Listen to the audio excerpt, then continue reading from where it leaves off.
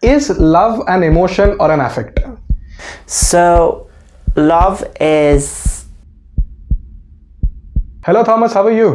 Hello Reddy, I'm good. How are you? I'm good as well. What are you up to these days? So, I'm planning the conference with you actually on haunting, so that's my main occupation.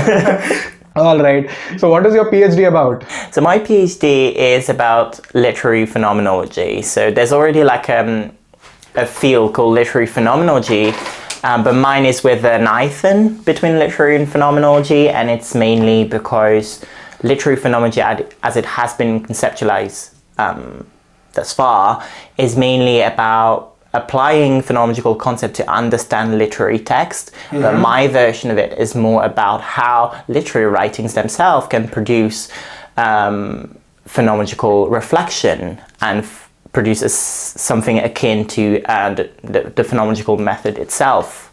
All right, so the term itself, phenomenology, let us unpack that word a bit. So for our viewers, so what is phenomenology? So it's actually a tricky question because I think there's no such thing as a good definition of phenomenology. Like plenty of philosophers tried and like wrote like books that are like 800 pages easily, but it's very often associated with Husserl's philosophy because it try and develop that theory in the way that is the one I'm using currently. So namely it's the study or the science of phenomena. So phenomena are the things as they appear. So it's mainly the approach of a lived experience as they appear to consciousness in their structural form. Then what is the difference between phenomenology and experientiality? So experientiality is more about that is in relation to your experience of things. So let's say if I do a description of my experience of love, let's say, then it's going to be an experientialist approach because I'm going to describe my experience. But the phenomenologist is more interested in the structure of that experience. I.e., it's kind of like broader implication for other subjects than myself. It's how it's presenting itself to me, and through that personal experience, that lived experience of the phenomenon, I can think about the phenomenon itself. So that is the difference, I would say. All right. So now I'm kind of trying to make an example out of this. Just correct me if I'm wrong. So if at all I go and watch a play, and then I have some kind of experience in the play itself. My subjective experience is what I mean. So my experience also forms the entirety of play. Is that what phenomenology is, or is it something else? So yeah, I think that for phenomenology, your experience during the play would be part of like experiencing a play, but it's not a matter of defining the thing, but it's more a matter of defining your relation to the thing. All right. So in a way it is. In a way it is. So now, as you just said, Husserl first actually gave the term called as phenomenology, if I'm not wrong. So again, as I also read about Kant as well, Kant gives this idea of phenomena and noumena, where obviously phenomena is something that we experience and noumena is an object which is not the quote unquote the ultimate truth as we see it. Now, where do you put Kant in the entire spectrum of phenomenology? Because Kant's critique of pure reason, if I'm not wrong, is what comes to mind when we think about the question of noumena and phenomena. Where do you put Kant in this? Yeah, so actually it's quite interesting, especially because I'm working on the French branch of phenomenology. It is very often associated that phenomenology is a form of rejection of idealism, so Kant's theory mainly, or this kind of like neo-Kantianism that was like in the early 20th century. That was like quite influential. And so the thing is that I think for Kant, a phenomenon and the phenomena and noumena are actually ideas, and they're not based on the lived experience per se. And I think phenomenology is just bringing back things to lived experience. They have this very famous turn that is to return to the things themselves. So it's about the actual experience, while I think Kant's idea is more about categorizing in a pure rational and ideal way. So are we suspending the entire phenomena outside, let us say, from outside the experiences that we have? For instance, the phenomena that I'm experiencing is subjective to myself. It is not influenced by something else. Am I right at this, or am I going wrong somewhere? So there's actually something called suspension, and there's a term called epoche, which is the suspension of your belief and every somehow prejudices that you can apply to your experience of a phenomenon. And so this suspension is basically a different attitude from the attitude of what they call like your attitude in the natural world. So this attitude is basically as we live nowadays, so we just live our life and we have lived experience, okay? That is for fact.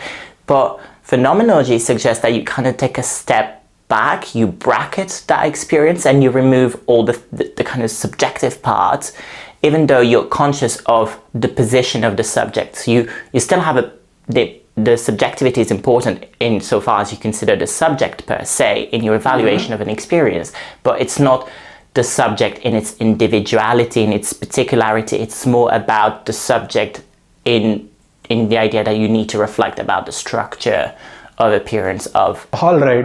That was actually intense.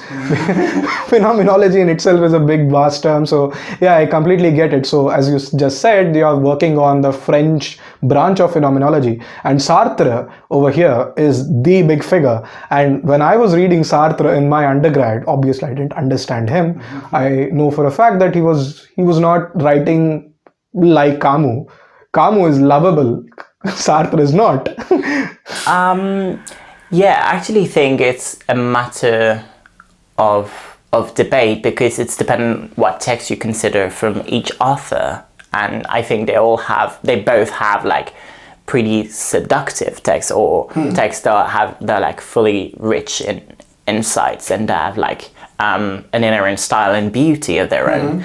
But it's very often associated with the theory they build of existentialism. So I think the major distinction that people make between the two is their approach to existentialism, because that's the thing that have in common. We'll come to that later. We'll obviously come to that later. So in your text, basically you're looking at, correct me if I'm wrong again, you're looking at how do literary texts itself produce a phenomenological looking into what life is. Am I right at this? Yeah. Okay. So understood. Now let us talk about Sartre. Sartre is very, very important figure in literature as well as philosophy, and often he's compared to Camus. I know for a fact, because we work together in the office, I know for a fact that you love Sartre more than Camus. I've read more of Camus than Sartre. Obviously Camus I don't agree with Camus on a lot of things, but I do see that he has a point. So does Sartre.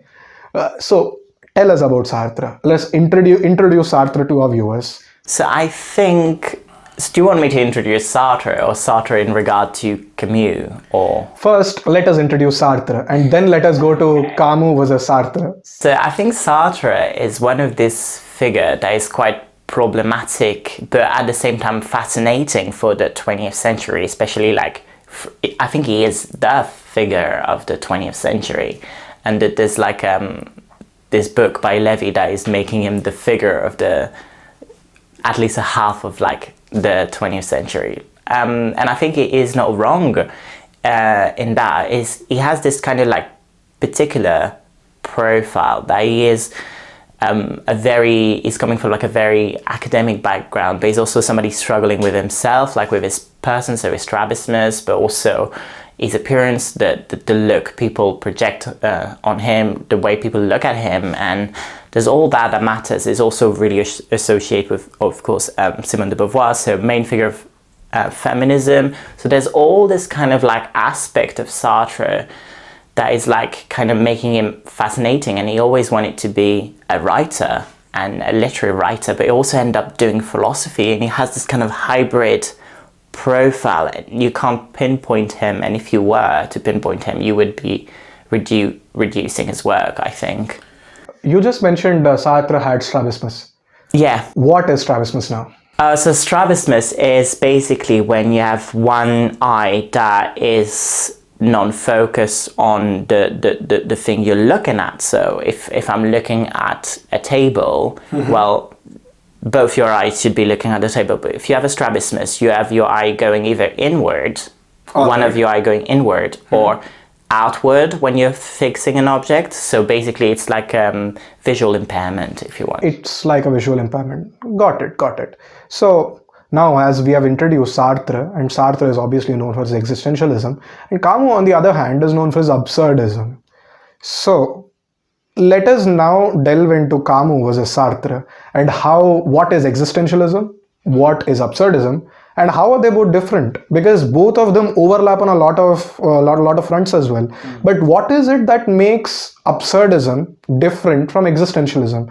And why is Sartre very, very important in existentialism, and why not other people?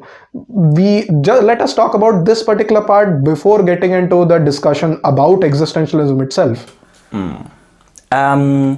So if I were to draw a distinction between existentialism and absurdism, I would first say that Camus is also recognized as an existentialist. So it is important to say that absurdism can be considered as a kind of like a way of appreciating existentialism. As in, existentialism is the idea existence precedes essence. So somehow we're not determined by what we are brought up with in a situation, but not only by what we're brought up with in a situation, but we still have this ability to make free choice and decision. Somehow our existence in this form of striving is kind of like more important, and it's defining us as human beings. What do you mean by existence precedes essence? This very idea that if you consider a stone, the essence is going to be preceding its existence, because a stone will always be a stone and cannot project itself outside of this condition of being a stone. But a human being is working slightly differently. You can make choice, you can make decision, you can decide what you want to become. And I think Beauvoir has this kind of like sentence that became iconic: you're not born a woman, you become. So this is where we get the idea of, okay, you're born with something, that is, your existence is prior to what you become later, that is essence, which becomes kind of a cornerstone for a lot of philosophical theories and also feminist theories that come much later. Beauvoir obviously was a big figure in this moment, as I just know. And talking about existentialism, I just wanted to continue on that very note. How is it very different from absurdism? Before getting into Camus' idea. Sure. So absurdism is then, it's not the denial that existence precedes essence, is that even though existence precedes essence, contingence, that is the fact that there's a form of like randomness, I would say, in the world, that things are the way they are, but we have no way of like interfering with that. All right. And this kind of like very contingence of the world we can't address, and somehow absurdism is that it's not because our existence preceding our essence that it's somehow making our life more meaningful. And absurd is this kind of come back to contingence and strengthening how it is more important. But then I'm not a specialist of absurdism, I'm more focused on existentialism and its Sartre version. It's completely all right. So because as I read more of absurdism than existentialism in my undergrad and postgrad, I haven't read a lot of Sartre myself, just read Being and Nothingness as a part of my PhD, because I was also working with phenomenology to an extent while defining the term Geist and Ghost, which will come later, where Hegel talks about the phenomenology of the spirit. We'll come to that much later, and then talk about Sartre's idea of phenomenology and existentialism per se. Absurdism, again, correct me if I'm wrong, absurdism is that idea that you cannot interfere with anything, but as well you cannot do anything about it. And as Camus says, one must imagine Sisyphus happy. We have to just suspend it. We have to just remove the idea that I can do something about it, and only then we can stay happy. Am I right? Yeah, there's this idea basically. I think it's a good, like Sisyphus is a good example to illustrate what absurdism is. Yeah. All right. So let us get into Hegel now, because when we look at phenomenology, the title of the book itself, Phenomenology of the Spirit, what is Hegel doing with spirit, and what is the idea of spirit or Geist that Hegel talks about? Yeah. So actually, there's like a bit of a philosophical debate here, because we've talked about Husserl's vision of like phenomenology, but of course Hegel also have his version of like phenomenology that is not the same. Actually, they don't exactly have the same understanding. How are they different? Well, I'm not a specialist of Hegel, but he's not following what we would call, what you could call the Husserlian phenomenological method. So he's still doing a phenomenology, but he's more approaching history. And he's working on this kind of like hyperstructure, one of which, and I think the main one for Hegel, is the Geist. I think it's the only one actually. So it's the idea that there's like the Geist or the spirits, that is something that is in this constant dialectical transcendence. Transcendence is probably not the right word, but there's this constant dialectical movement, and that's what constitutes the Geist, which would be the kind of spirit. So it's a vision of history per se. So basically we have a thesis. We also have, obviously, if we have a thesis, we will obviously have an antithesis. And the Geist is somewhere in the liminal space between thesis and antithesis. It's always this movement of like dialectical overcoming, or it's kind of like going forward. It's this idea, I think. What happens when the thesis and antithesis combine, or they collide sometime? Does the Geist change, or does it evolve? So, that's a good question. I think that, so the thesis and the antithesis are not like entities. Mm-hmm. They are not, I wouldn't put them as entities, so they can't merge like you could merge like two ingredients. So that is not what's happening. But very often people talk about, and I think it's another word ending in thesis, it's synthesis. Mm-hmm. And this idea is that somehow you could have like a combined form of like thesis and antithesis. And I'm probably drifting away from the Hegel version of it. But I think that the Geist is this constant striving and constant dialectical movement. So there's always thesis, antithesis, but the antithesis become a thesis for the next antithesis, and that's how it. So it basically, the answer is it keeps evolving. I think that's what he had in mind with the Geist and the spirit. That is like a kind of like historical view. So he is actually looking at the phenomenology of this Geist in the entire book called as Phenomenology of the Spirit.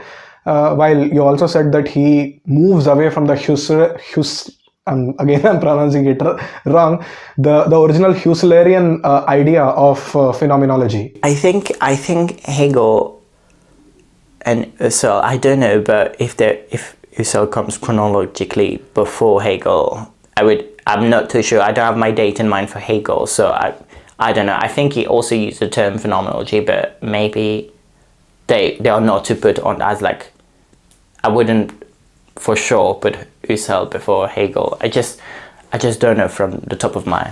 Completely fine. So let us come back to Sartre.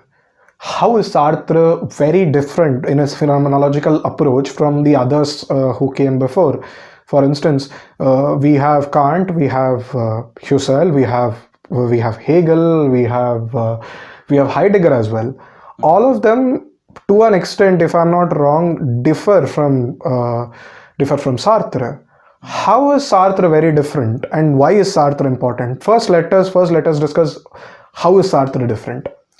So Sartre, I think, is interesting because he's bringing in being and nothingness, this idea of nothingness, and he's kind of like using both Husserl and Heidegger, and obviously a bit of Hegel, and he's kind of merging them to do something a bit new and different. And with this idea of nothingness, yes, there's this idea that the consciousness, so basically us as human being, if you want, is a for itself as opposed to in itself. So in itself would be for objects like a table, or very often for inanimate things. And then the in itself is solidified, so it cannot change because it's already a full being, and it has what Sartre called this a certain form of hardness. It's solid, if you want. But in a way, the for itself is, so he has this idea of like something a bit like slimy, a bit more slimy, and it's very often depicted that way in the French version. I don't really know actually what the translation in English is. What is it called in French? Gluant, désengluement.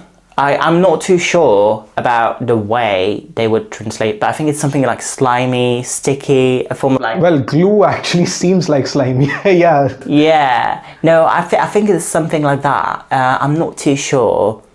But yeah, in French we talk about viscosité, so I think viscosity... Well, viscosity is a word in English as well. Yeah, so I think it would work. Might be the best word to describe it. So yeah, there's this idea, but it's because consciousness has this ability, even though human beings obviously have a body and have like, I would say like physical attributes that makes other people being able to see them, right?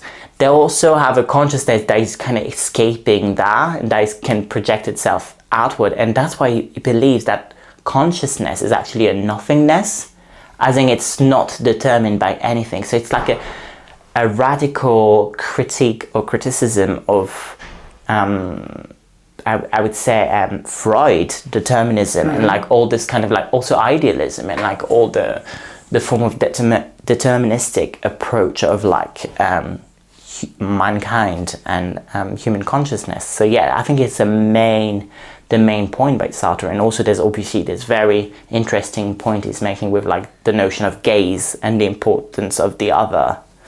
But yeah, that's what is his idea of the gaze? So the idea of the gaze, I think it's the idea that the other through their looks can also constitute me in a way.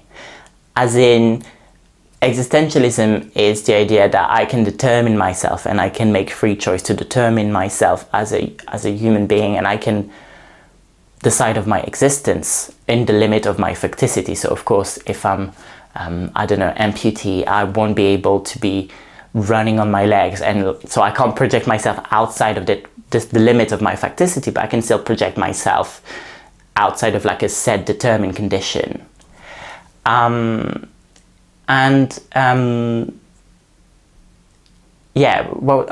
look.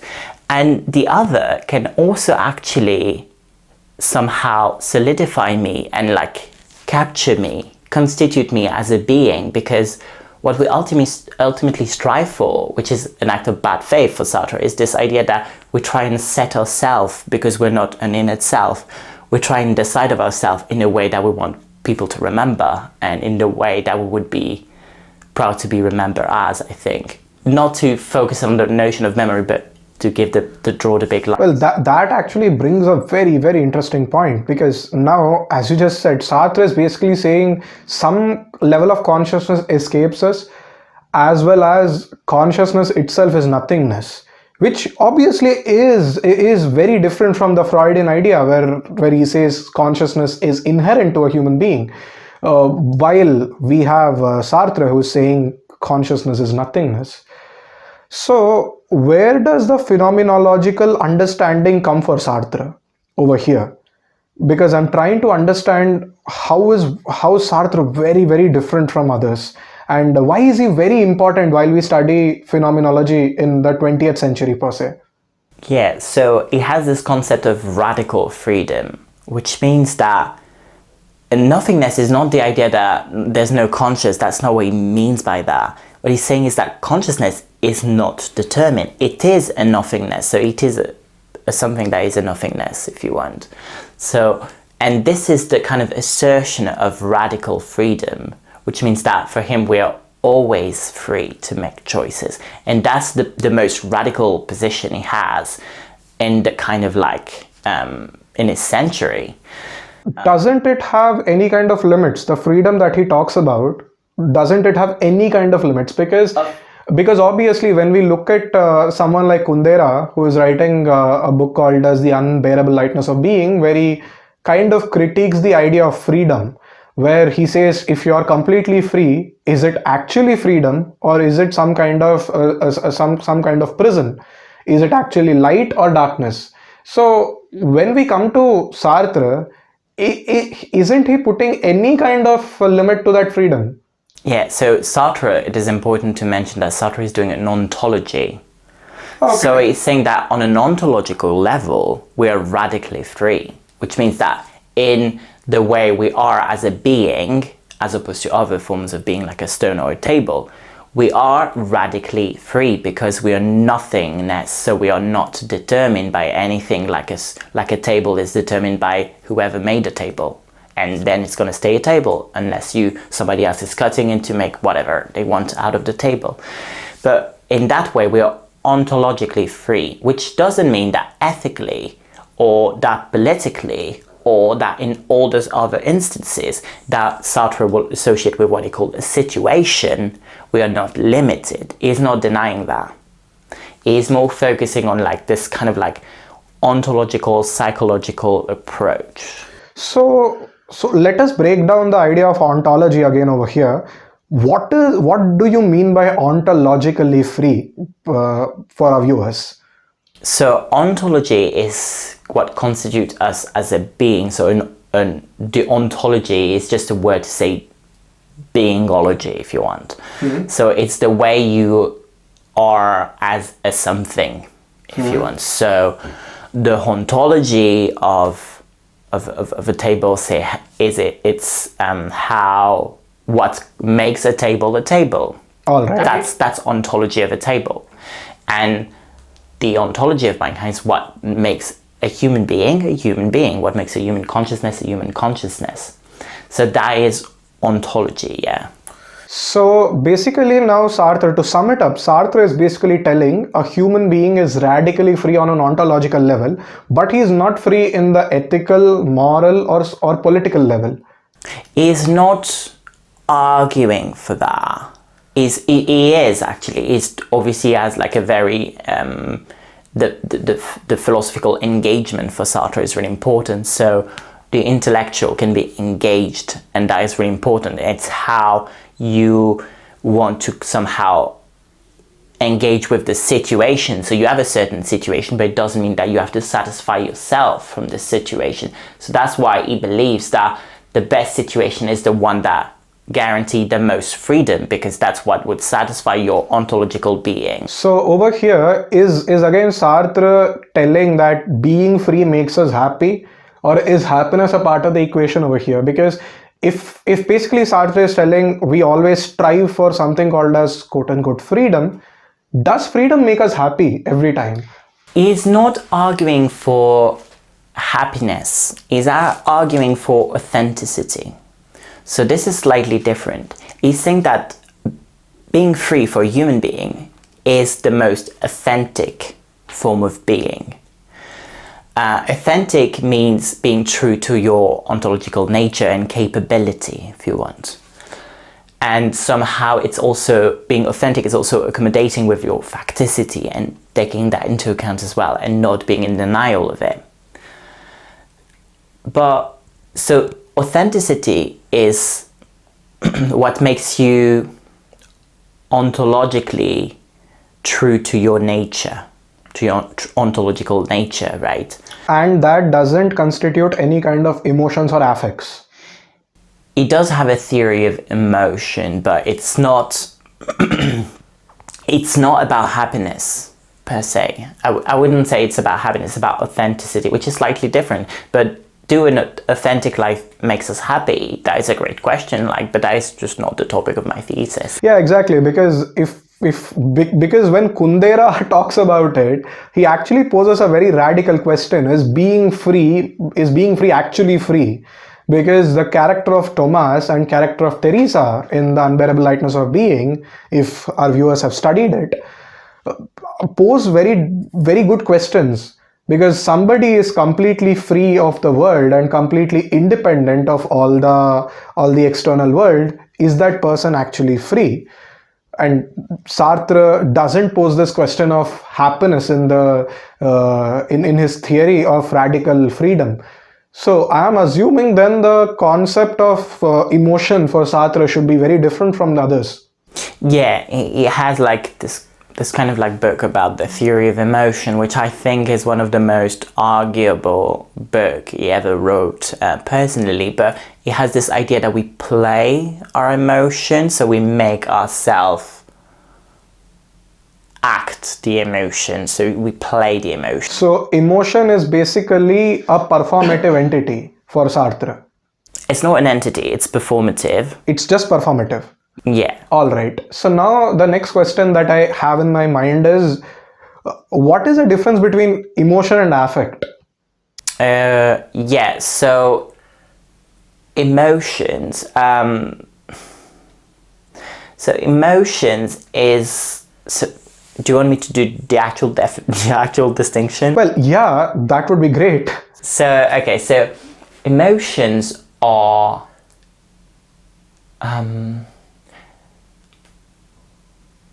state of being. All right. I would put like that, or affects. Let's put them as affect. They're a form of affect, actually, that moves you. That's why we have moeo in it, emotion. Mm-hmm. And it moves you towards, it moves you in the world. So let's say when I'm angry, it moves me in a certain way. It pushes me to do some actions. That is emotion. Mm-hmm. Sadness pushes me to cry, to stay in bed. That is emotion, right? Mm-hmm. Affects are stuff that are going to alter our state of being, I would say. So you can be affected by stuff without it being an emotion. Example? Example. I am affected by the death of someone. So... obviously I'm gonna take it with my being, I'm gonna take it into account in the way I'm gonna live my world from now on, but it's not an emotion, as in, it's not because I'm taking someone's death into account as it's affecting me that I will be sad. Sad is another, you have different form of dealing with grief, actually, so one of them is being sad, but some people are not, and that is why it's an affect. Mm-hmm. But it's not an emotion. An emotion is somehow something that moves you. The next question, as many viewers would be interested to know this, is love an emotion or an affect? So, love is... I think so, for Sartre, you want? Or... Yeah, for Sartre. Let us talk only about Sartre, for instance. I think love is an emotion.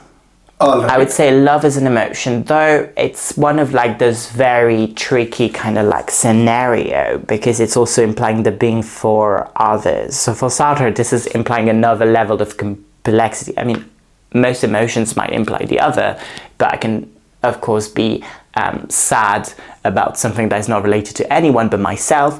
I can be angry at something but not anyone, so it doesn't have to be for the other. But love, you need...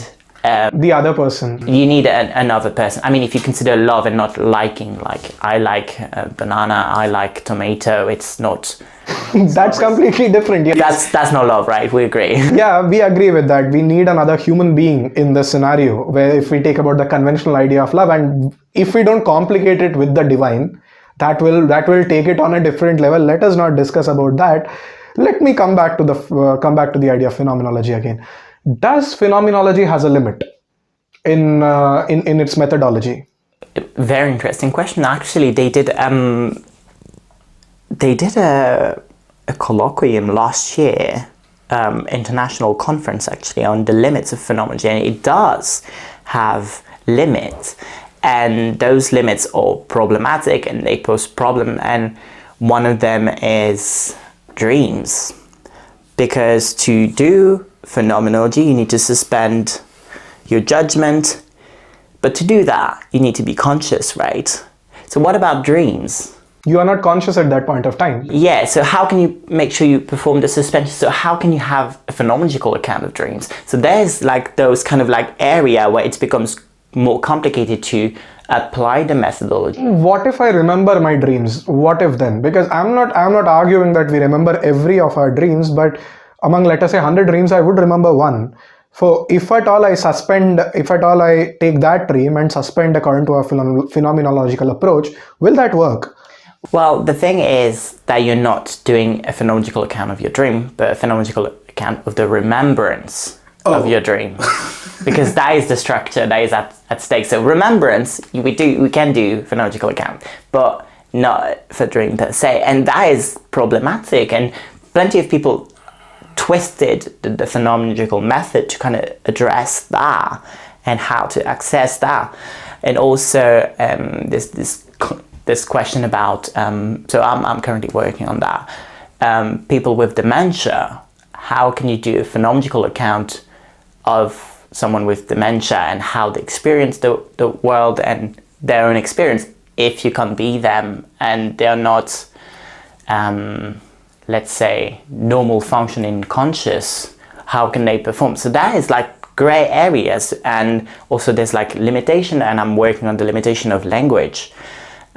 How somehow language is always limiting because the language or the description of a phenomenon, however good we describe it, which is the aim of phenomenology, it would still not be the experience itself, right? All right, agreed. So how can we return to the things themselves? So that is, limits are there, but then what kind of philosophy doesn't have limits in its method? Agreed. Because when I was reading it, I was just intrigued by this question, because when we are describing our phenomena, I'll not term it as experience, phenomena. When we are describing our phenomena, we do describe it in a certain manner, which is very different from human to human. I was just thinking if we can actually put a limit to phenomenology, and I thought there would be a limit, and I was right with that. So let us now get back to your thesis. So what exactly are you working on your thesis? So in my thesis, I'm working on how literary phenomenologists, and I take Sartre, Merleau-Ponty, Beauvoir, Proust, and Fanon, are in their literary, or in their approach of literary writing, or in their literary writing themselves, suggesting a new way of doing phenomenology that address the problem of language that is central to the phenomenological method. And I think if you take phenomenological method into account, they are kind of silencing that problem of language, that language is limited, and they're kind of like overlooking it. And their solution is that we should not play, at least in Husserl's term, you shouldn't play with language and write literature because it's not leading to a scientific method. And I think literary phenomenologists actually believes that by playing with language, by using the language, you can actually achieve phonological description better on certain experience than with traditional phenomena. I was working on phenomenology of time, for instance, when I was describing the idea of ghost or idea of spectre, as Derrida talks about. Derrida doesn't mention phenomenology, but there is a phenomenology of time aspect to a ghost, because all of us experience time in a different manner. Well, do you agree with that? Everybody experiences time in a different manner. Yeah, there's actually different version of like the phenomenology of time that exists. Some people put present as center, and somehow the present is center, and then everything is pacified. But then there's this idea also of like pretension and retention, which is like our attitudes toward the future, that is pretension, and attitudes toward the past, that is retention. All right, that is very, very interesting, because then that problematizes the preconceived notion that time is actually linear, for instance, in a certain way. Then this would render time as circular. Am I right?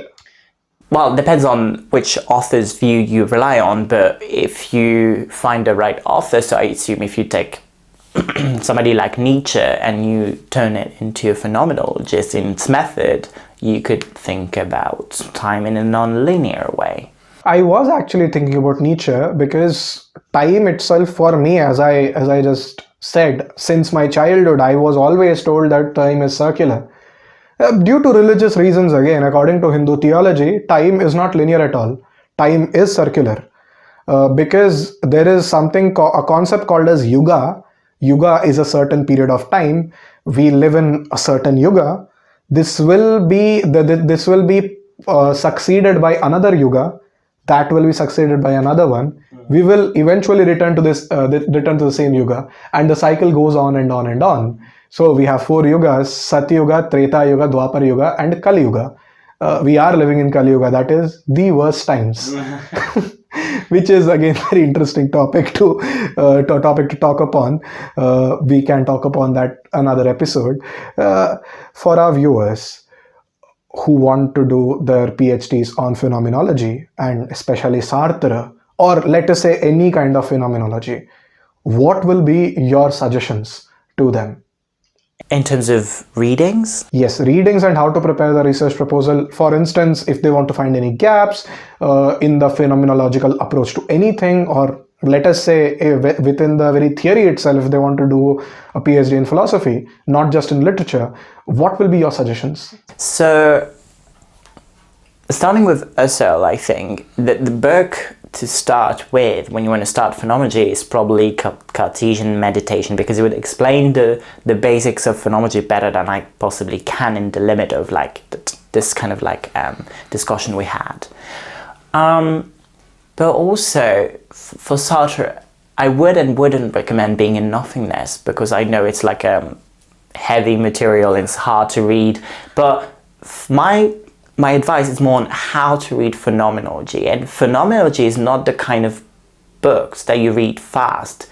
It's not like a system, it's not like a novel, it's not like, you have to read slowly to appreciate how each word is actually making sense, because it's in the process that phenomenology actually enacts. So you have to read slowly and appreciate every word. So I know it can feel really weird, but I don't read fast, and I think that's why phenomenology makes loads of sense to me, because I take time to understand and appreciate each word, because every word is a new articulation of an idea. So if you want to read like a normal pace, you would just miss half of the point and you would be lost by 2 pages.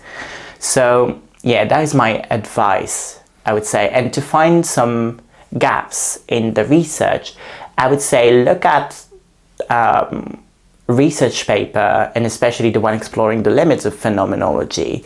But also, I think it would be great to work on those texts that receive lesser attention than others. And I think there's like some books of Merleau-Ponty that haven't been translated to English. There's some part of the Husserliana that have received little interest, and some are still being retranslated from like German. So there's plenty of new texts that haven't been studied yet, because we're still working on them. But yeah. That was very good. That is very kind of you to explain them, because before starting my PhD, I wasn't very keen into phenomenology. But while I'm doing my PhD itself, I am very, very keen on that, because if you want to address the concept of ghost, which itself is a very abstract entity, and to call it an entity is a question again, but I had to delve into phenomenology of time, and that's where I read Sartre's Being and Nothingness, not in its entirety. It is very, very difficult for starters who want to read it. That's the reason even I wouldn't suggest reading Being and Nothingness at the start. But maybe even I thought maybe start with Husserl. But you said a different thing. Yeah, obviously you are a scholar of that, so I would respect that. Ending the podcast with this. What are your expectations with your PhD, and what do you expect to find at the end, or your objective? So I think I have this kind of like weird with profile where I'm like basically sitting in the middle of two chairs, which I'm doing literature and philosophy. So very often when I go to conferences, I get like one or two people, whoever that are not in my area, that would not understand the points I'm making. So I have to kind of like make it really like to kind of like oversimplify what I'm actually arguing for. But on the technical level, I think that I have this kind of like dual profile that I think is my strength. So I would love to find a job that allow me to cultivate both. First, my research in philosophy, and also my research in literature, because they go hands in hands and I can't separate them. Can't agree more, because I don't have a formal training in philosophy. I have a formal training in literature, but still I'm looking at philosophy. So yeah, but that was very kind of you, Thomas. Thank you for this. Thank you for this discussion. I learned a lot while discussing with you about phenomenology itself. Although this discussion won't end with the podcast. We'll have a lot of discussions, and maybe in other episodes where we talk about particular thinkers and maybe exegete a lot of their ideas. This was more of an introduction to phenomenology and introduction to existentialism. But thank you for coming. Thank you very much, Reddy, for having me. That was good. Thank you.